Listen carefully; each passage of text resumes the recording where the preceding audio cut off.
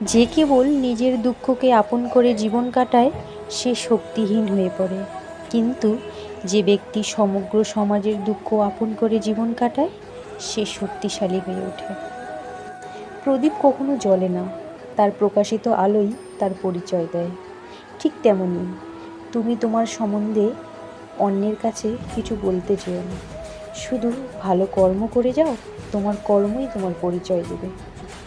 কর্মের ফল। ঈশ্বর বলেন, আমি কারো ভাগ্য বানাই না, প্রত্যেকেই নিজের ভাগ্য নিজেই তৈরি করে। তুমি আজ যা করছো তার ফল তুমি ঠিক পাবেই, এবং আজ যা তোমার ভাগ্যে আছে সেটা তোমার আগের করা কর্মের ফল। যার মন যত সুন্দর তার ভাগ্য ততটাই খারাপ, কারণ সুন্দর জিনিসের উপর মানুষ প্রথম আঘাত আনে।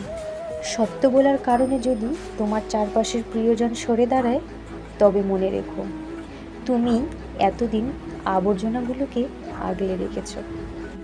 ঈশ্বরের আশীর্বাদে পাওয়া প্রতিটি জিনিস নিয়েই সুখী থাকো, কারণ ঈশ্বর ওটা দেন না যেটা তোমার ভালো লাগে, ঈশ্বর তোমাকে ওটা দেন যেটাতে তোমার ভালো হবে। একদিন নারদ শ্রীকৃষ্ণকে বললেন, প্রভু, এ দুনিয়ায় সবাই এত অসুখী কেন?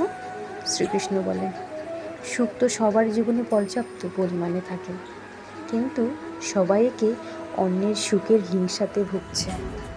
আমি আত্মা, যে সকল প্রাণীদের হৃদয়ের সাথে জুড়ে আছে, আমি সেই সাথে সকল প্রাণীর শুরু, মধ্যম এবং সমাপ্তি।